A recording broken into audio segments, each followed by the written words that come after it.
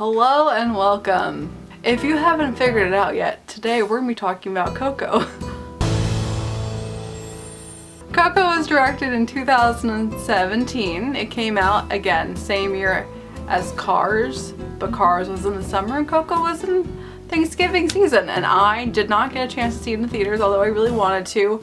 This is my first time watching it, and if you couldn't tell, I loved it, but I also love any excuse to dress up, and Halloween is my favorite time of year, so this is just getting me excited for that, and I wanted to do a nice little Day of the Dead makeup, and I'm really excited how it turned out, so this is just the beginning of that, just so you know.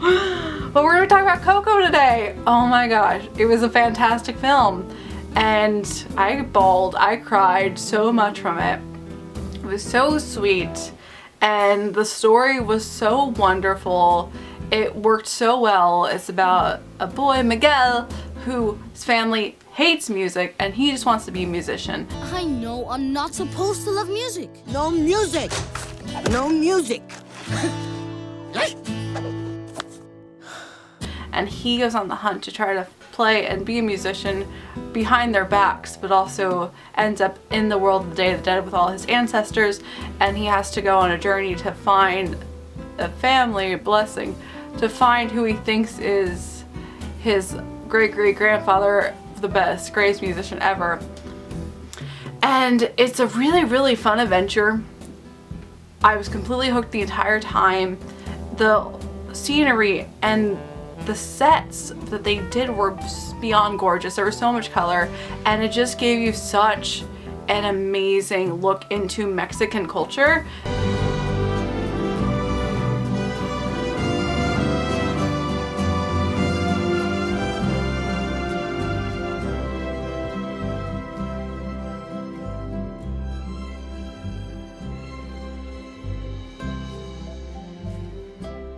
In their history and their ancestry and how important family is to them, and it just was filled with so many twists and turns that you didn't expect, and Pixar did it well. You think a story is going one way and it completely changes to another way, and it just you are done. Everything makes sense in the end. I don't want to spoil anything because it's such a great film to watch and to not expect what's going to happen and just enjoy it. This was directed by Lee Erkridge. Andrea Molina was co-directed by. Bravo. Amazing cast, and everyone was fantastic. The characters were memorable, and it was such a sweet story. And I didn't realize that Coco was actually Mama Coco, his great-grandmother, or his great-great-grandmother. But my great-grandma Coco's father was the greatest musician of all time. Great-grandmother, I think. And it's about her, and I didn't know where Coco came from until the end, and I'm like, oh, it's Mama Coco's story, and it's very sweet, and the music is phenomenal. Of course, the one song that everyone knows is Remember Me. Until you're in my arms again, remember me.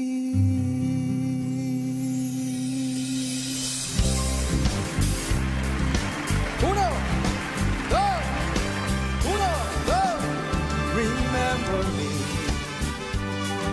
if you can still recall. Which is sung by a couple different people, because you have Ernesto's version, and then you also have the really sweet family version that they do. And it's just a fun party, and it's amazing, and I really appreciate it. So thank you for bringing me and letting me see more culture and teaching me about this culture that's not my own, because I really do appreciate it. And I really admire the Day of the Dead look, and I'm really fascinated by it. I know that there's been talks about the ride coming into Epcot with the Mexico Pavilion instead of Three Caballeros ride, which I love so much. With Puffy amigos, no matter where he goes, they won't do amigos, we're always together. They would take that out and replace it with a Coco ride. I like Coco. I want to see more done with Coco, but I don't know how you can do a boat ride, unless you just retell the story.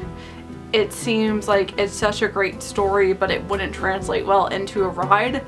And I know they have a space in the pavilion which I haven't gotten to check out yet, because I really didn't pay attention to it because when I was in Disney, Coco just came out in theaters, so I didn't really pay attention to what was going on, but now I will definitely check it out.